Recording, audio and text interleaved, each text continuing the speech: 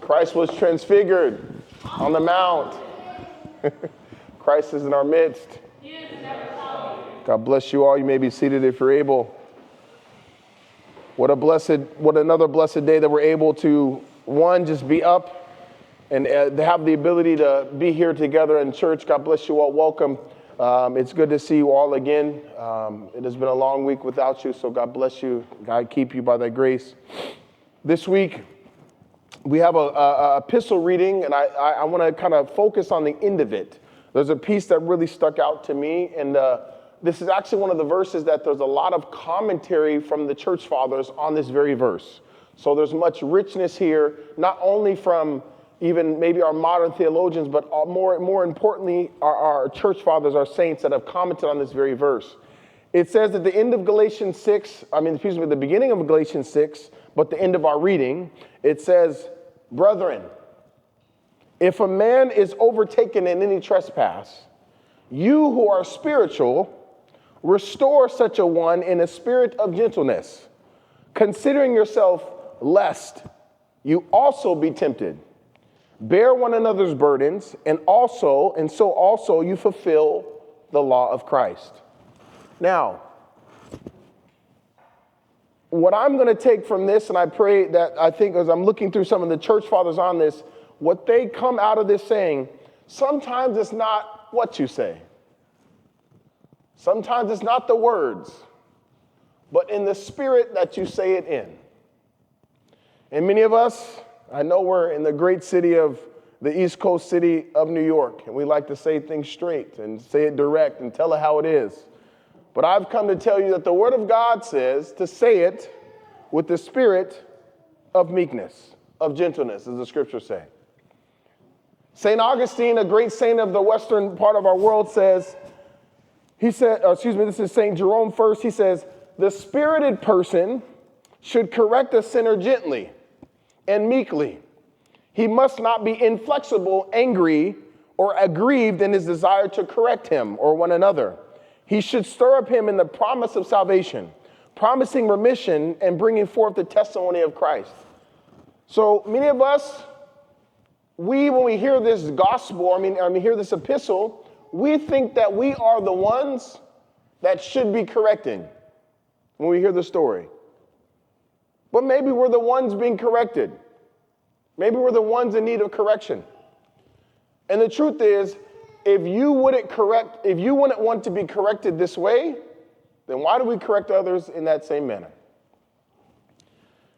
St. Augustine of Hippo goes further. So I'll give you some more saints. So it's not Father Micah, but it's from the saints' mouths. They said, there is no surer test of the spiritual person than his treatment of another's sin. Note how he takes care to deliver, talking about St. Paul, to deliver the sinner rather than to triumph over him, to help him rather than to punish him, and so far as he lies in his capacity to support him. If any man is overtaken in his trespass, you who are spiritual, restore such a one in a spirit of gentleness. You who I'm standing before, and maybe even those who are visiting have maybe heard this verse before, we have to be the people of God who are those people who are called to, in love, restore our brothers who have fallen. We are called to restore our sisters who have fallen.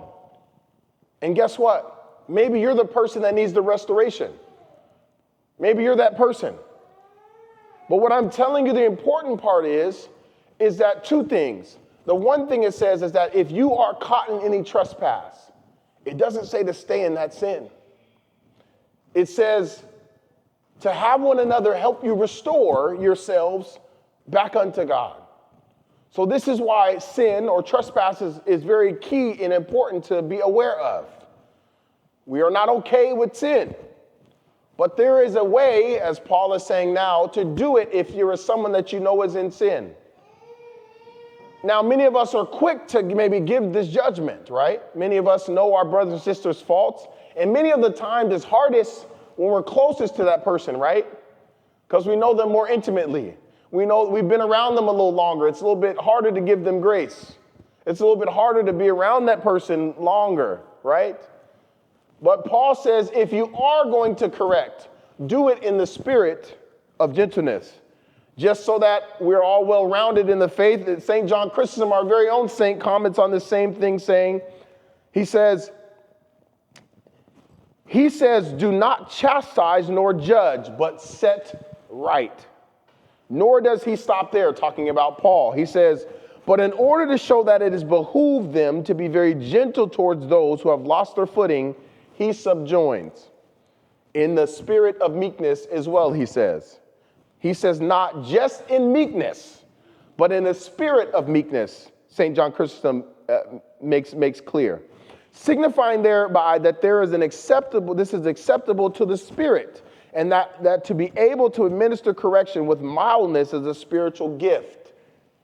Then to prevent the one from being unduly exalted by having to correct the other, puts him under the same fear, saying, looking to yourself, lest you also be tempted. Okay, what does that mean? Just because you might be strong in one area and your brother is not strong in another area, be careful how you correct other people, because you could fall into the same sin. If you struggle with the sin, don't go in the places to correct the people that have the same sin as you. That's not wise. That may not be your gifting. That may not be what God has called you to do. But even if you don't struggle in that area, be careful, because what you say and how you say it could lend way for you falling into the same temptation. So if somebody else is struggling with something else, be careful how you judge them. Be careful what you say about them. St. John Chrysostom says, looking for yourself, lest you also be tempted. He comments on Paul's words. He says, for as rich men convey contributions to the indignant, meaning those who are without, that in case they should be themselves involved in poverty, they may receive the same bounty. So ought we also do the same. And therefore he states this reason in these words, looking to yourself, lest you also be tempted. He apologizes for the offender first by saying, if you be overtaken. So what he's saying is Paul is very gracious in this context. He's not saying that the person is deliberately doing it, but if he happens to be overtaken in the sin. So if we look at it into that context, as opposed to this person is always deliberately doing this, this person is doing it to harm us. Maybe, as Paul says right here in St. John says, that we should look at our brothers who are sinners and sisters who are sinners as this, that they happen to be overtaken by a sin, rather than someone who is just deliberately always sinning. Even if it becomes an addiction, even if it becomes a sin that happens all the time, have mercy on them, lest you too also be overcome by the same sin. Now, it's easy for us to point each other's sins out, right?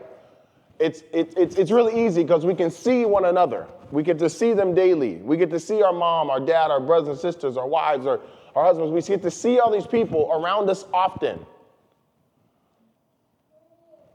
But how much more a virtuous person, it says, St. Jerome and St. Augustine say, is it that a person who does it in love with correction. Not that they get a gain or a sense of pride out of correcting the person, but they have a heart and desire so that that person may be restored. The question we have to ask ourselves is, when you're correcting, are you correcting to be right? Or are you correcting to restore the person unto God? Are you correcting to score and win a point? Or are you correcting to win them over to Christ? Are you correcting so that you may lord over them, that you have got them on something?